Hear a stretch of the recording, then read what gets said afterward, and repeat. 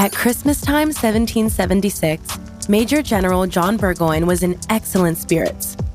He'd been chosen to take charge of the British war effort in Canada, and he was so confident of success, he'd even bet a friend 50 guineas that he'd be home victorious by next Christmas.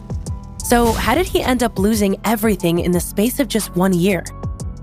Burgoyne, known as Gentleman Johnny for his respectful attitude towards his men, had excelled as a commander during the 7 Years' War against France, and he hoped the campaign in the colonies would cement his reputation.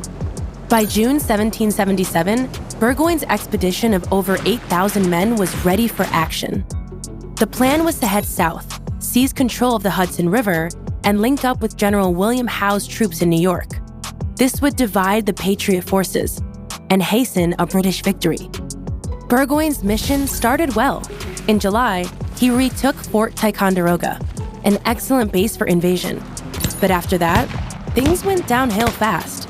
A raiding party he sent to gather supplies was attacked by a Patriot militia, who killed or injured 1,000 redcoats. And when Burgoyne headed south, hoping to recruit Native Americans to the British cause, those he encountered refused to help. But that wasn't all. William Howe, who was supposed to ride north to meet Burgoyne, was more interested in his own glorious plan for the capture of Philadelphia. Burgoyne and his men were on their own, with no military support and with overstretched supply lines from Canada. Standing in their way was Horatio Gates, Major General of the Continental Army, who had arrived in Saratoga with a large force.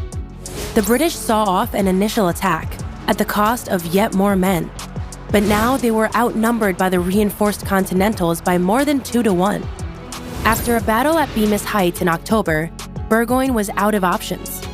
From his initial force, he had only 5,800 left, and he chose to surrender them all. One of the conditions of their surrender was that they would be allowed to sail back to England. But the Patriots reneged on the deal, and the British soldiers spent the rest of the war in captivity.